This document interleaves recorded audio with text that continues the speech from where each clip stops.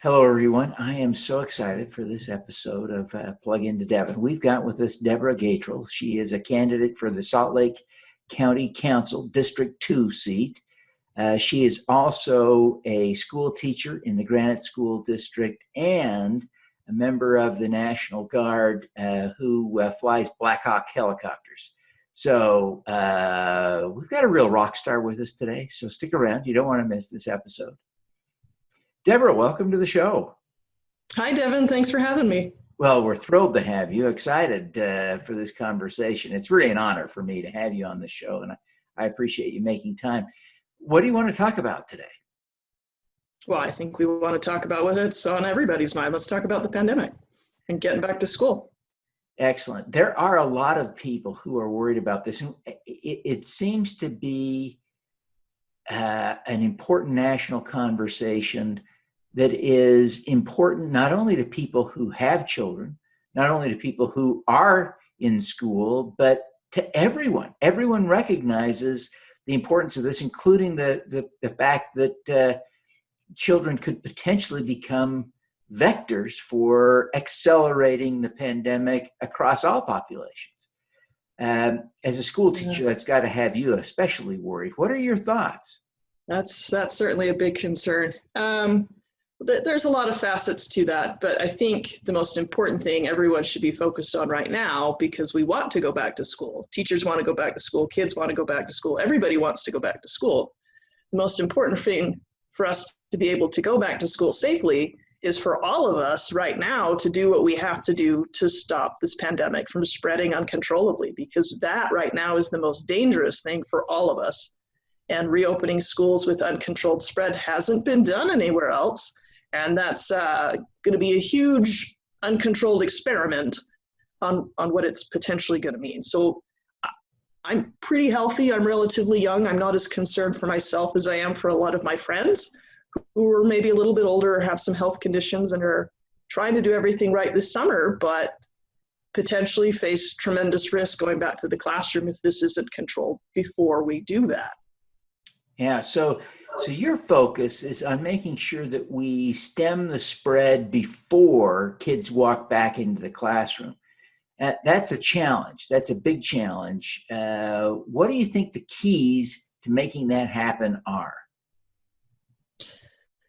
Well, it's multifaceted. It's not any one thing that's going to solve the problem. And the public health experts have been talking about this for a while. The governor's been talking about this for a while too.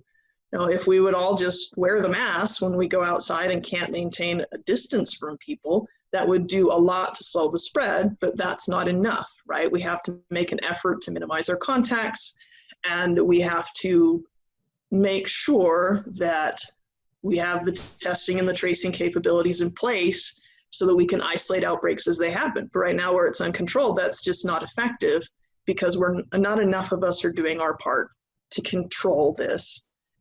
Right now, it's a mess. Yeah, it really is scary.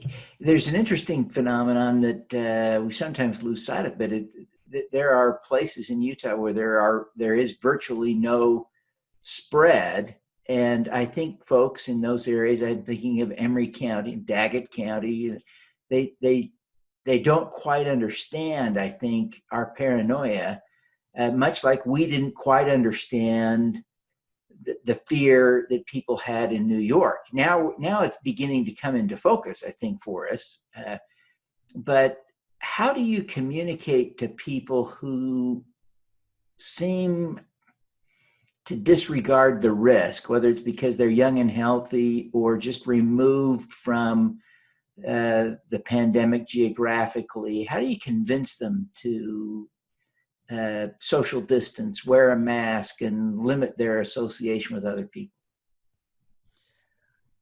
Well, it goes back to the concept of a community, right? If we're a community and we are concerned about each other, if we love our neighbor, if you want to use that vocabulary, then we're willing to accept some minor inconveniences to protect others.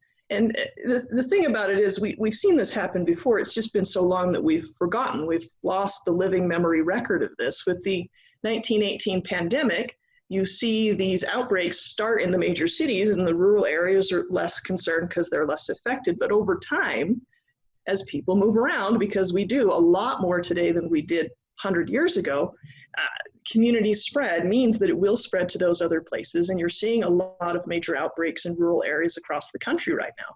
Now, I'm fine with approaching it as opposed to one size fits all with a conditions-based model where we say, okay, do what you do, but when you hit these metrics, then these are the steps that you've got to take in order to control the community spread so that we can manage this pandemic. It doesn't just go away. We have to manage it, but we have to do it responsibly. And that requires us to care enough about each other to be personally perhaps a little bit inconvenienced for a time so that we can get this vaccine development process taken care of faster than ever, and then go back to something that resembles more normal life faster. But until we're able to control this, then the economy is it's going to continue to be hampered, whether it's because of government mandates or people being afraid to go out because it's not safe. It just is what it is. And the only way to manage that, the only way to go back to something closer to normal is to control the outbreaks. Yeah, this is kind of a scary thing because right now in Utah, about 1 in 200 people is sick with COVID right now. And a typical school has close to 200 or more people. Middle schools and high schools all have many more than that.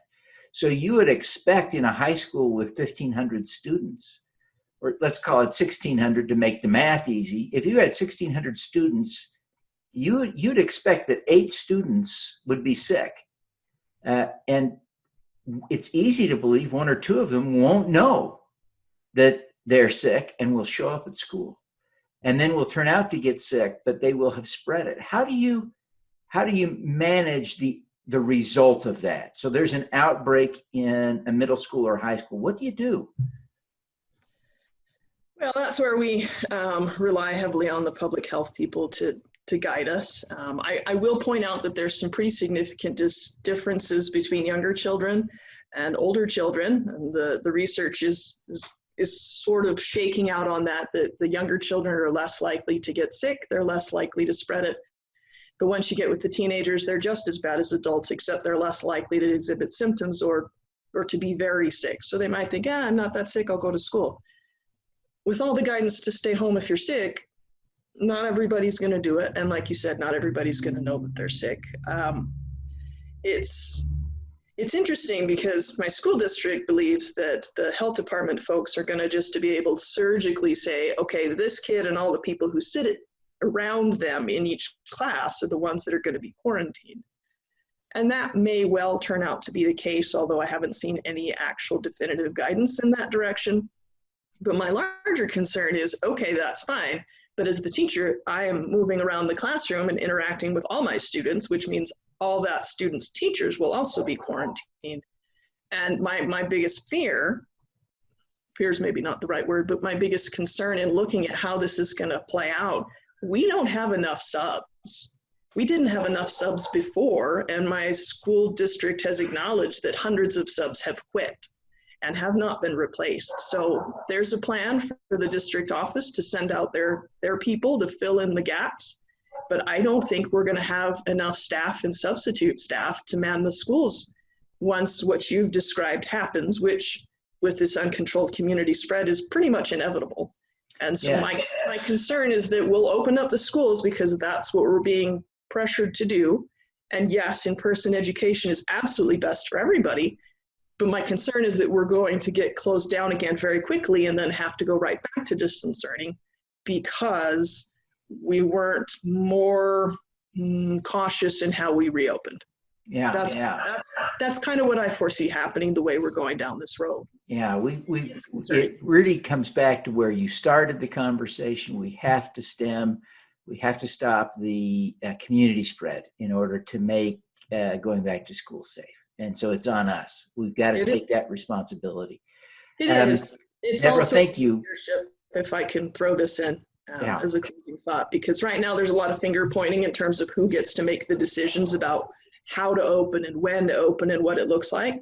we need a clear set of criteria in terms of what conditions need to be fully open. We need a clear set of criteria for what conditions need to be partially open in a hybrid model, and we need a clear set of conditions for when we need to be all online.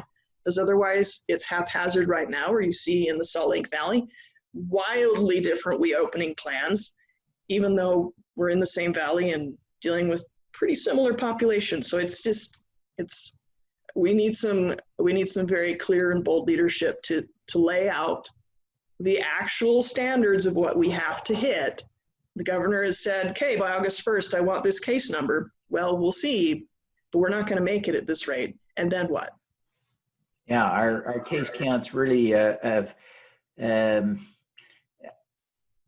they're not maybe at best we could describe them as having peaked or plateaued, but at a very high rate. We certainly haven't really started to bring them down.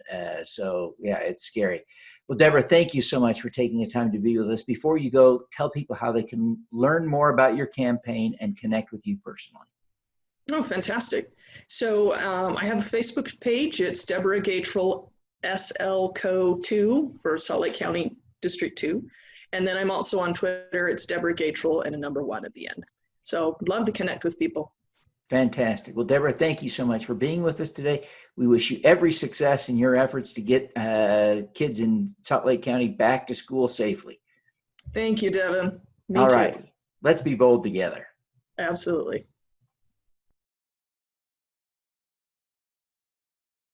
I'm Devin Thorpe. For the last 8 years, I've been working full-time to eradicate extreme poverty, improve global health, and fight climate change. I've concluded that the best way for me to continue my work is to run for Congress to represent the people of Utah's 3rd District. In Utah, we have common shared values. Those things unite us. I believe passionately in our ability to come together, and I believe that working together, we can solve Utah's problems. I'm Devin Thorpe. I'm a Democrat. I'm running to represent the people of Utah's 3rd District. I'm Devin Thorpe, a candidate for Congress, and I approve this message.